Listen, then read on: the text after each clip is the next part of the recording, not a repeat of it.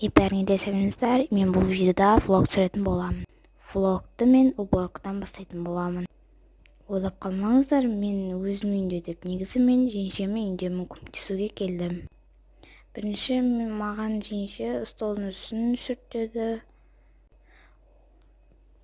Осы столдың үстін сүртеді, одан кейін ананың үстін, сәлден кейін осының үстін, ағаң тұрғаннан кейін мынау газ плитаны жуыңдар деді бірге. Мен оған дейін оны күтемін. Бірінші шашылып жатқан бөлмелерді көрсетейін. Бірінші бөлме, одан кейін екінші бөлме.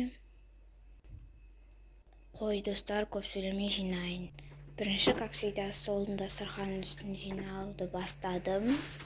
Екінші, дастарханның үстін жинау оп-оңай болды. Ондай көп заттар болған жоқ.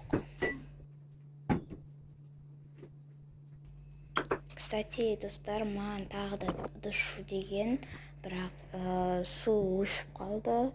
Сондықтан анам бірінші қалған жерлерді жинап қойды да, одан кейін су аққаннан кейін ыдысты жуып, ананың бәрін сүртіп, жуып, сөйтіп қойыңдар деді. Мен бір жолата шай ішіп алайын дедім да, сөйтіп қойып қойдым суысын деп. Ары қарай жуып, ары қарай жинай бердім.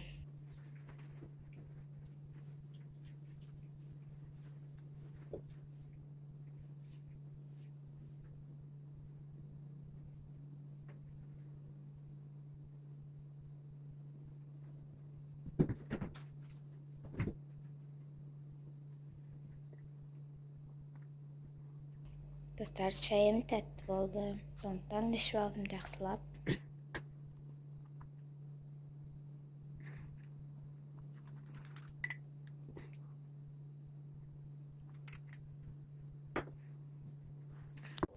Достар, келесі бөлмені жинай берейін деп шештім, өйткені су аққан жоқ, ал мен бірінші столдың үстін жинап қойдым.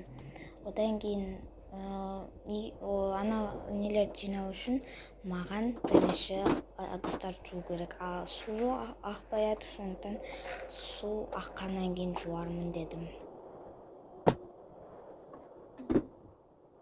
Достар, осы кезде мен өчікті өшіруге кетіп қалғанмын. Келесі осындай суреттерге қарап оқып аттым. Айбетпеңіздер. Осы кезде дала ыстық болып кетті да, терезені жауып, пердені жауып қойдым.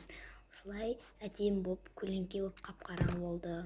Енді келесі бөлмеде осыларды бәрін жинап қойдым. Бітірген жоқпын.